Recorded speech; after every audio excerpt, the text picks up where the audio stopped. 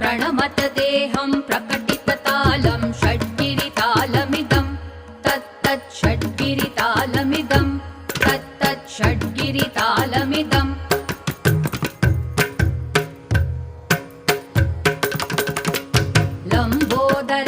लम्बोदरवरकुञ्जासुरकृत कुङ्कुमवर्णधरं श्वेतसशृङ्गं मोदकहस्तं प्रीतिसपनसफलं नयनत्रयवरनागविभूषितनानागणपतिदं तत्तत् नयनत्रयवरनागविभूषितनानागणपतिदं तत्तत् नानागणपतिदं